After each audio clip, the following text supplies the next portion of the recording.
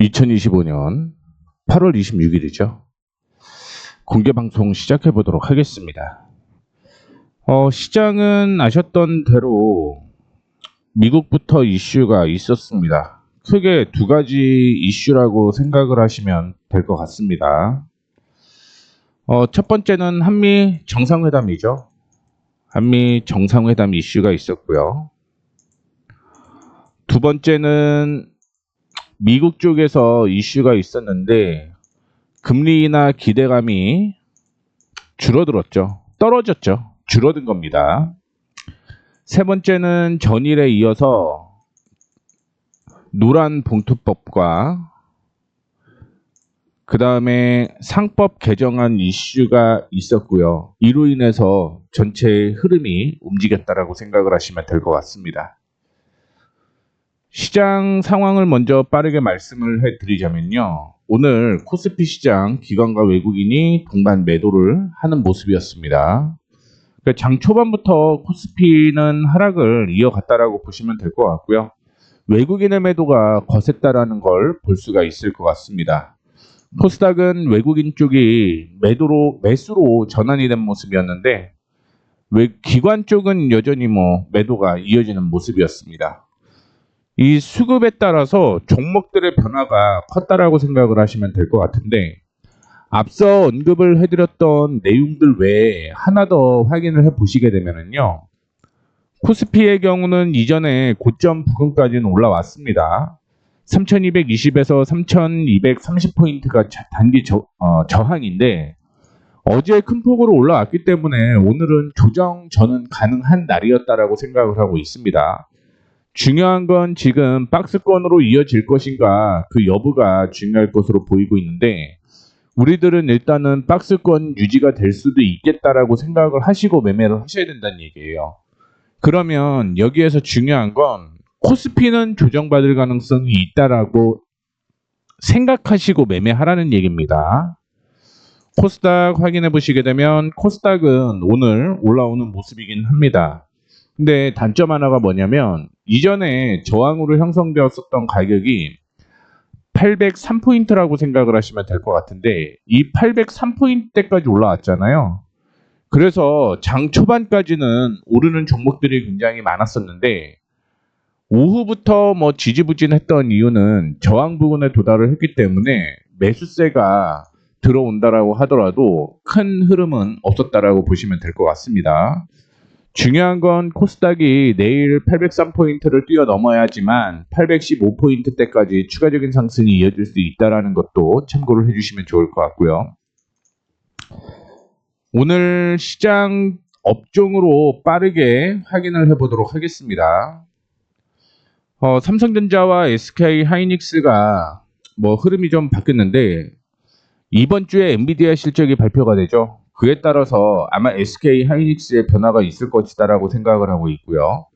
그 다음에 한미 정상회담에서 MOU 체결을 하기는 했습니다만 원전에 대한 직접적인 언급이 없었기 때문에 두산에너빌리티를 포함을 해서 전선 전력 설비, 건설과 유틸리티가 하락을 했다라고 생각을 하시면 될 것 같고요.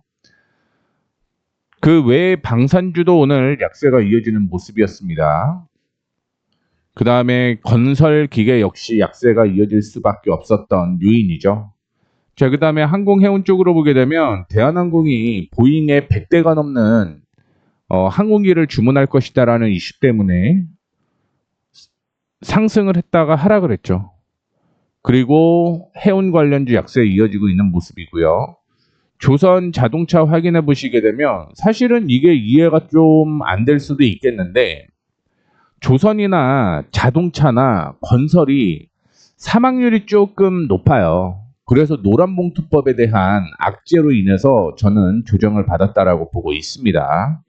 장초반 상승을 했던 2차전지 혼조세로 마감을 하는 모습을 보여주었고요. 그 다음에 화학 관련주도 구조조정이 이루어져야지만 그 다음에 세금이라든가 금융 지원을 받는다라는 걸 확인해 볼 수가 있을 것 같습니다. 당분간 변동폭은 있을 것이다라고 생각을 하고 있고요. 밑에 보시게 되면 신재생에너지 미국발 이슈가 여전히 존재를 하고 있습니다. 좋지 않다라는 얘기인 거고요. 지주사 어제 상승한 후에 오늘은 쉬어가고 있는 모습이라고 생각을 하시면 될 것 같고요. 은행, 증권, 보험 역시 약세가 이어지는 모습이었습니다. 하나투자증권의 경우는 가상화폐 이슈가 있죠. 가상화폐 역시 하락을 하면서 하나투자증권은 두 가지 이슈로 인해서 약세가 이어졌다라고 보시면 될 것 같고요. 유통과 음식료, 혼조세, 미국 쪽에서는 그래도 제약주가 상승을 했는데 국내에서는 뭐 혼조세 이어지는 모습이었고요. 엔터게임즈, K-팝 데몬 헌터스 얘기죠. 그 이슈로 올라갔다라고 생각을 하시면 될 것 같아요. 특히 롯데관광개발은 남북경협주 이슈가 있었기 때문에 4%대의 상승을 보인 거고요.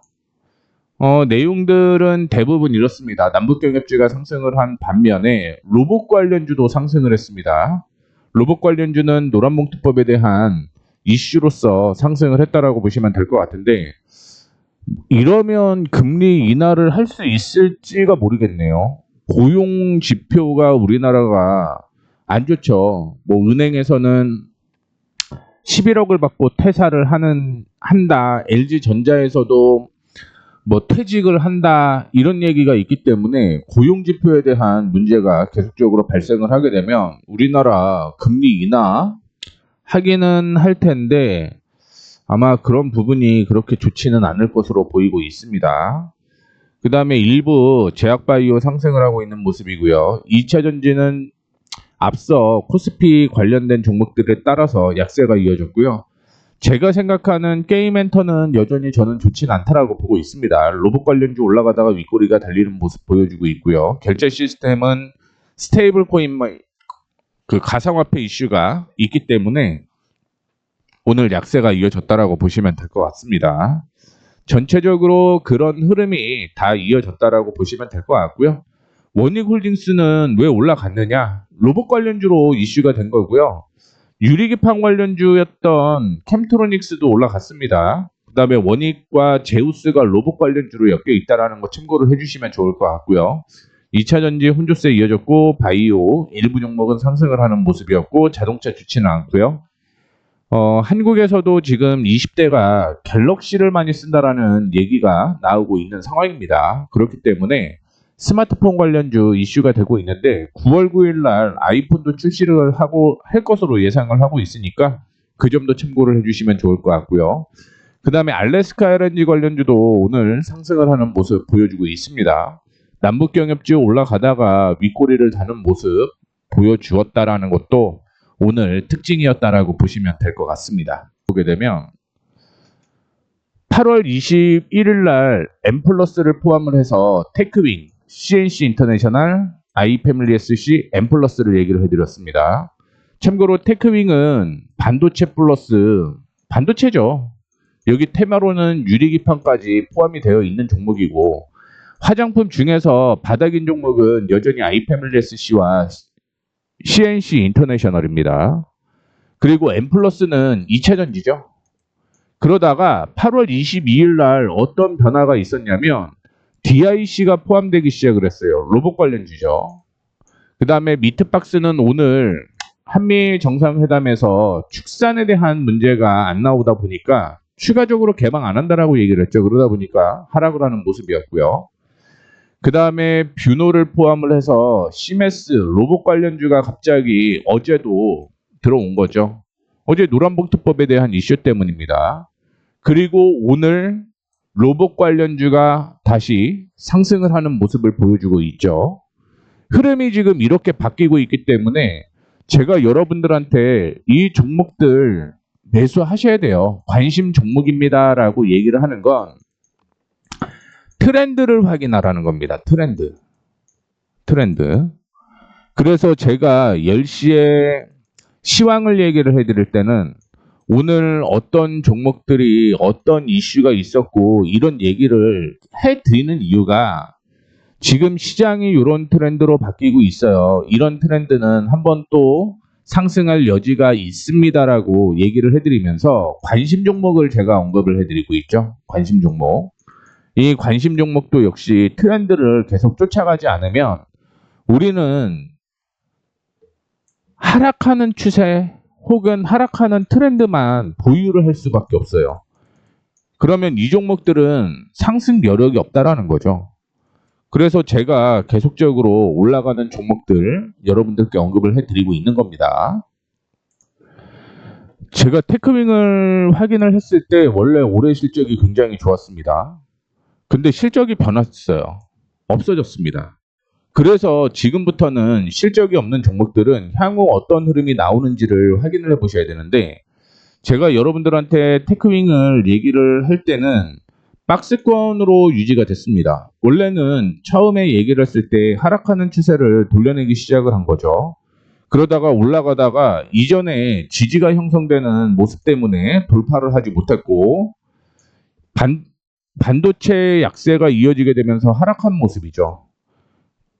그 이후가 중요했던 거예요. 박스권으로 이어지게 될지 아니면 이중 바닥이 형성이 되게 되면서 튀어 올라갈지, 이게 중요했었는데, 어제부터 시작을 해서 거래량이 동반되면서 이중 바닥이 형성이 된 겁니다. 그러면서 외국인 쪽에서 매수세가 유지가 됐다라고 하는 건 방향을 위쪽으로 잡을 가능성이 높아졌다는 얘기인 거죠. 오늘 또 다른 이슈로는 유리 기판 관련된 이슈가 부각이 되게 되면서 종목이 상승을 하는 모습이었습니다. 자, 오늘까지는 상승을 했죠. 그러면 우리는 이제 뭘 보셔야 되는 거냐면, 주가가 상승을 하기는 했습니다. 상승한 후에 지지가 나오는지를 확인해 보셔야 돼요. 지지가 나오고 상승을 했다라고 얘기를 하는 건 완벽한 이중바닥이 형성이 되게 되면서 이제 상승으로 전환되기 시작한다라는 의미입니다. 모르시는 분들을 위해서 그냥 빠르게 말씀을 해드리자면, 패턴이죠. 정확하게는 패턴이라고 볼 수가 있는데, 이 패턴은 두 가지로 나뉘죠. 지속형 패턴과 함께 반전형 패턴이 있습니다. 지속형 패턴이라고 얘기를 하는 건 이전에 추세가 어떤 흐름이 나왔냐에 따라서 이 추세를 지속한다라는 의미가 있습니다. 즉, 상승을 하게 되면 패턴이 하나 형성이 되고요. 다시 상승을 하게 되는 거고, 하락을 하게 되면 패턴이 형성이 되고 그 다음에 하락이 유지가 되는 거죠.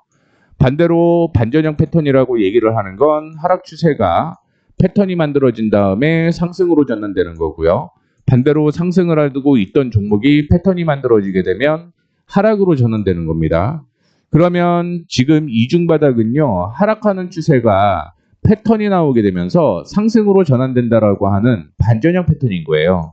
그래서 신뢰가 굉장히 높은 종목이다라고 볼 수가 있을 것 같습니다. 테크윙은 내일 조정받으면 매수할 거라는 거 참고를 해주시면 좋을 것 같습니다. 제가 이렇게 언급을 해드렸던 종목 중에 최근에 이슈가 많이 됐던 종목이 하나가 있었죠. 아이패밀리SC가 조정을 받으면 매수를 할 거예요라고 얘기를 해드렸었어요. 이전에 저항으로 형성되었고 조정받으면 매수를 하겠다라고 얘기를 했고, 조정받은 다음에 본격적으로 상승하기 시작을 했고요. 지금 같은 경우는 20% 가까이 수익이 나 있는 모습을 보여주고 있습니다. 물론 그전에도 실적에 대한 기대감이 형성이 됐다라고 얘기를 하면서 언급을 해드렸죠. 그래서 18,000원부터 시작을 해서 23,700원까지 주가가 상승을 한 거니까, 이렇게 저항을 돌파를 하는 종목들은요, 올라간 다음에 조정을 받게 되면 상승을 한다, 이렇게 보시면 좋을 것 같습니다. 이전에도 지지선이 형성이 됐던 게 저항이었거든요. 이 저항을 돌파하기 시작하면 또 올라가는 거예요.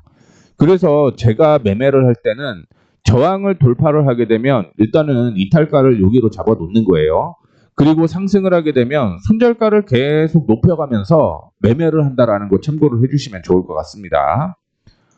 그 다음에 로봇 관련주 중에서 오늘 몇 개 종목을 확인을 해보도록 하겠습니다. 그 전에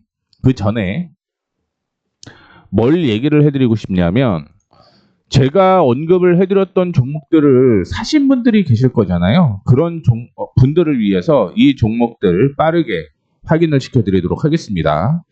일단은 테크윙과 아이패밀리SC는 언급을 해드렸기 때문에 CNC 인터내셔널과 엠플러스에 대한 분석을 해보도록 하겠습니다. 제가 아이패밀리SC를 굉장히 좋아하다가 CNC 인터내셔널을 좋아하기 시작을 했죠. 그 이유는 뭐냐면 3분기에도 실적은 둘 다 좋아져요. 근데 중요한 건 CNC 인터내셔널은 2분기 실적이 안 좋아졌습니다. 그리고 3분기에 좋아져요. iPhSC는 2분기도 좋고 3분기도 좋습니다. 그러면 우리는 얼마나 큰 폭으로 상승을 하는지를 확인을 해봐야 될 것 같고요. CNC 인터내셔널은 거의 5배 이상 단기 순이익이 좋아지는데 반면에 우리 iPhSC는 그냥 큰 폭으로 상승은 하지 못하고 상승을 유지한다라고 볼 수가 있을 것 같습니다. 그러면 우리는 결국은 수익률 게임을 해야 되고 이 수익률 게임이 지지 않아야 된다는 얘기인 거죠. 그러면 기본적으로 실적이 나오는 종목들의 경우는 물리셔도 이런 종목들은 버티면 올라가요. 근데 실적이 안 좋은 종목을 물리기 시작을 한다? 그러면 큰 폭으로 약세가 이어질 수밖에 없는 건데 CNC 인터내셔널은 이전에 저항으로 형성되었던 가격이 여기였죠. 그러다 보니까 올라가지 못하고 지금 횡보를 하고 있는 모습인데 이 가격을 돌파를 하게 되면 49,000원대까지 상승 여력이 있다라고 보고 있고 제가 3분기까지 지금 보고 있는 가격은 얼마냐면 6만원 전후까지는 상승 여력이 있다라고 생각을 해서 들고 가고 있다라는 거 참고해 주시면 좋을 것 같습니다.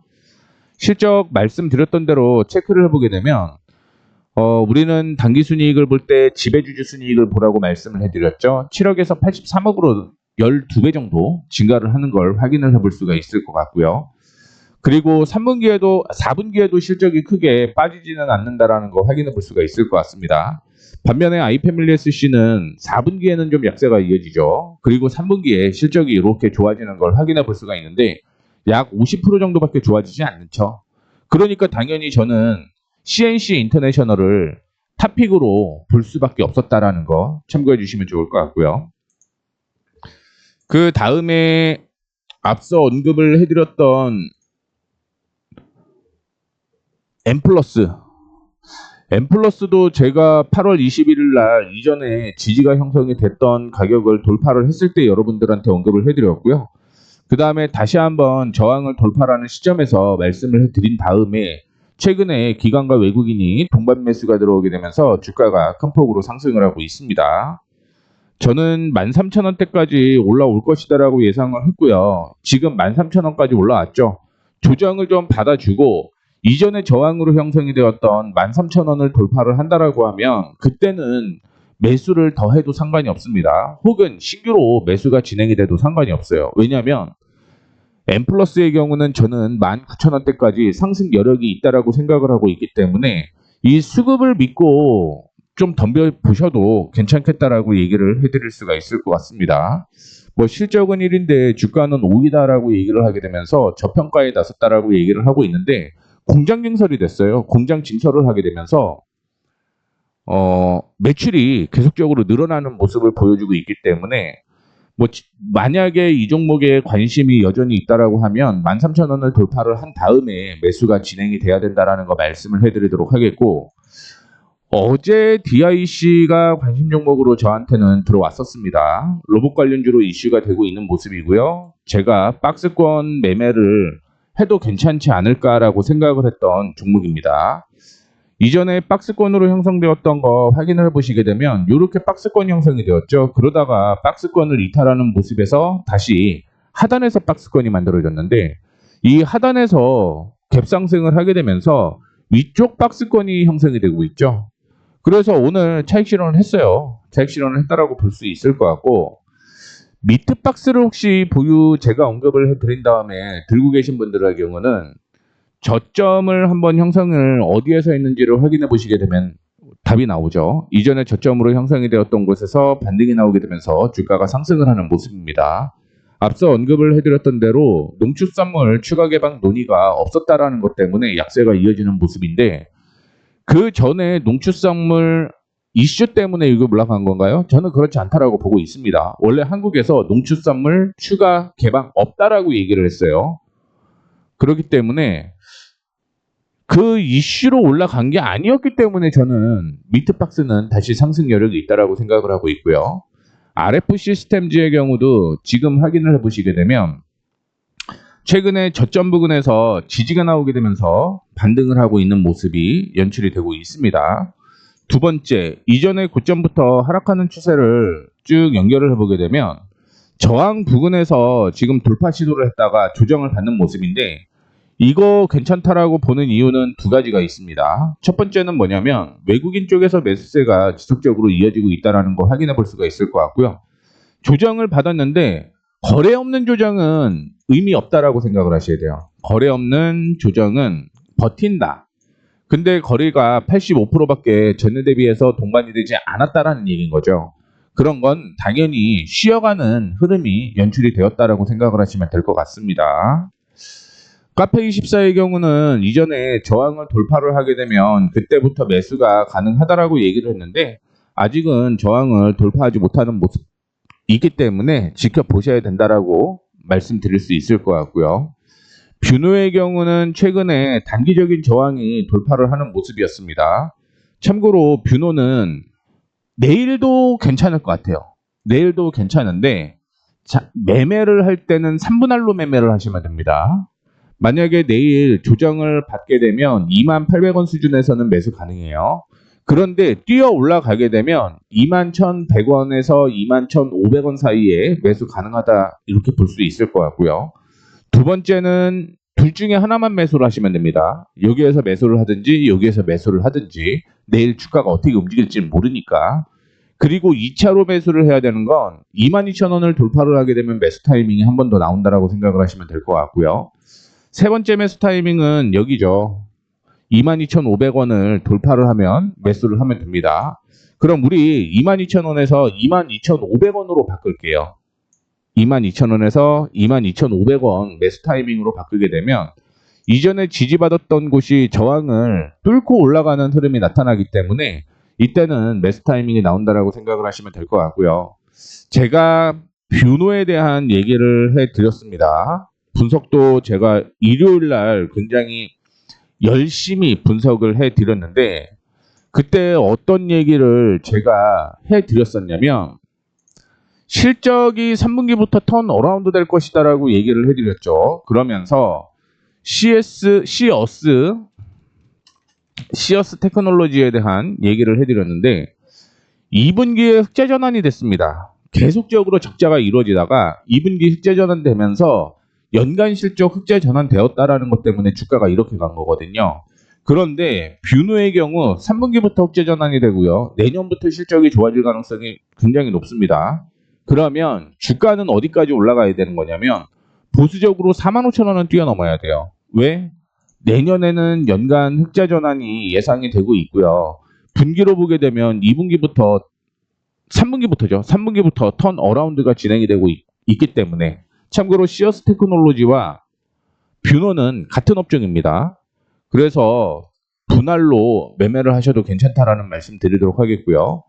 시메스는 오늘 저는 매수를 했습니다. 저항을 돌파하는 모습이 나타났기 때문에 분할 매수로 1차적으로 접근을 했고요. 오늘 보시게 되면 기관 쪽에서 그리고 외국인 쪽에서 매수가 시작이 됐다는 거 확인해 볼 수가 있을 것 같습니다. 적어도 반등이 나온다라고 하면 제가 생각하는 건 27,000원에서 27,500원까지 상승 여력이 있고요. 그러면 20% 수익이죠. 그렇기 때문에 접근 가능하다라는 거 말씀을 해드리도록 하겠고요. 하나투자증권의 경우는 어제 관심 종목으로 언급을 해드리면서 무슨 얘기했냐면 이전에 저항이 5,900원입니다. 이 5,900원을 돌파를 해야지만 상승 여력이 있는 겁니다. 아직까지는 아니다라는 거 얘기를 해드리도록 하겠고 어제 로봇주 중에서 KNR 시스템을 얘기를 해드렸는데 보시게 되면 여기에 단기적인 저항이 있는 거죠. 이 저항을 돌파를 하게 되면 그때부터는 본격적인 랠리가 이어질 가능성이 있다라는 것도 얘기를 해드리고 싶습니다. KNR 시스템도 로봇주죠. 그래서 생각을 해보게 되면 8월 22일 날 DICL 로봇 관련주 포함이 되기 시작을 했고요. 8월 23일 날 KNR 시스템과 함께 시메스, 뷰노, AI 관련주가 포함이 됐다라고 보시면 될 것 같습니다. 그리고 오늘 이제 관심 종목을 확인을 해드렸을 때 제가 2개 관심 종목만 얘기를 해드렸는데 이제부터 적으셔야 돼요. 적으셔야 됩니다. 적으셔야 돼요. 화승인더의 경우는 이전에 저항을 돌파를 했습니다. 따라서 4,500원 이하로 조정을 받을 경우 매수 타이밍이 나오는 거고요. 목표가는 박스권 박스권이라고 볼 수는 없겠네요. 이전에 저항으로 형성되었던 5,200원대까지는 상승 여력이 있다라고 보시면 될 것 같습니다. 그래서 주가가 올라가게 되면 이전에도 올라갔던 가격이 5,200원을 살짝 넘으면 계속 약세가 이어졌기 때문에 5,000원 부근에서 4,500원이죠. 4,500원에서 5,200원까지 올라가게 되면 약 한 15% 정도 수익이 날 텐데 그때까지는 보셔도 상관이 없다라고 생각을 하고 있습니다. 단 내일 조정을 거래 없이 조정을 받아야지만 매수할 수 있다라는 거 말씀을 해드리도록 하겠고요. 오늘 테크윙이 상승한 이유는요. 앞서 언급을 해드렸는데 유리기판 이슈가 있었어요. 그러면서 상승을 했다라고 보시면 될 것 같고 단기적으로 이것도 올라가다가 저항이 한번 존재를 하고 있기 때문에 이분할을 하셔야 되는데 조정을 받는다라고 하면 23,500원대까지 조정을 받으면 매수 가능합니다. 올라가면요 25,000원을 돌려내야지만 매수가 가능합니다.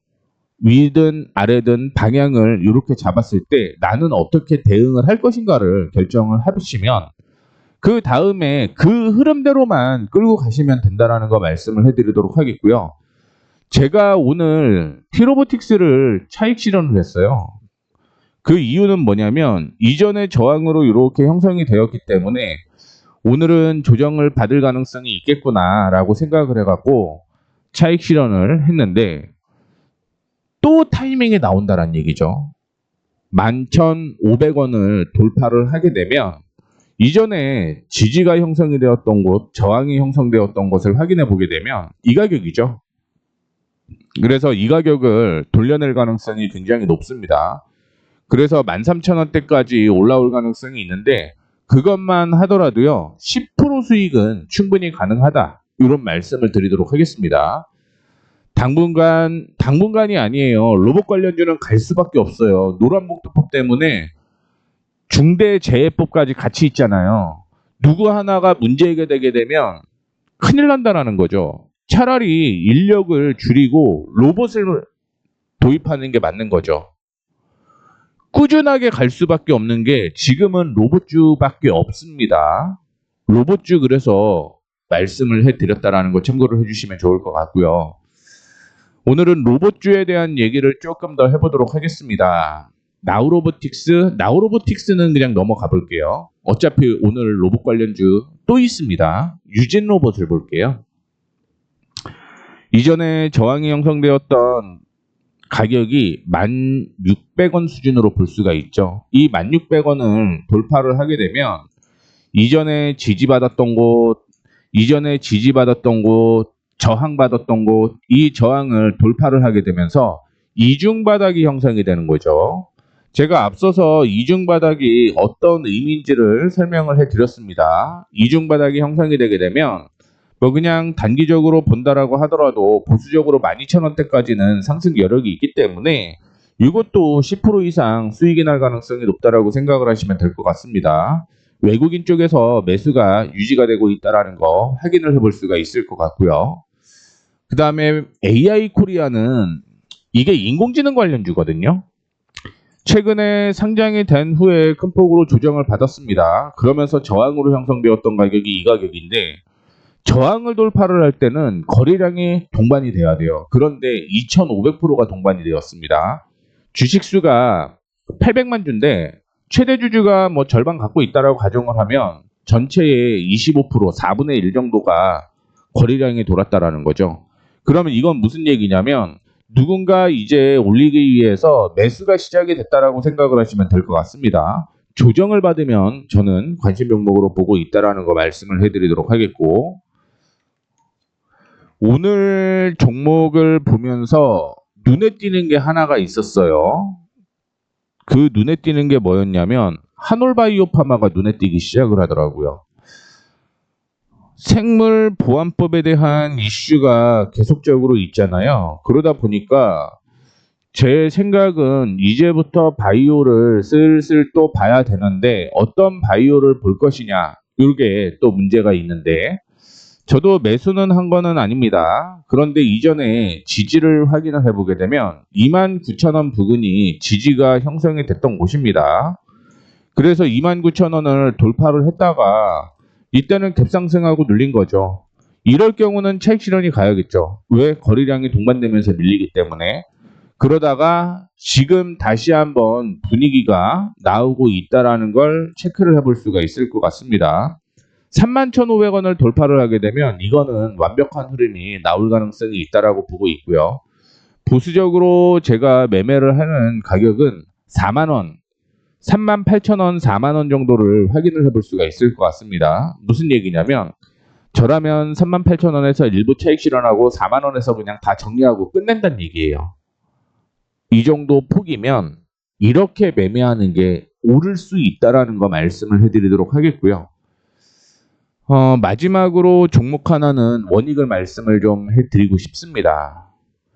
원익의 경우는 올라갔다가 조정을 받고 올라갔다가 조정을 받고 올라갔다가 조정을 받은 거죠.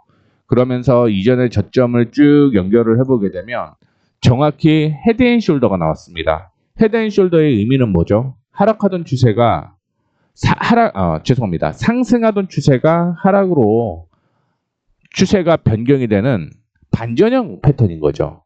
그러다 보니까 약세가 8,000원부터 시작을 해서 5,000원대까지 이어졌다라고 보시면 되고요. 지금 제가 보고 있는 저항은 6,600원으로 보고 있습니다. 이 6,600원을 돌파를 하게 되면 그 다음부터는 다시 한번 상승 여력이 있다라고 생각을 하시면 될 것 같습니다. 어떤 종목이 올라올지는 몰라요.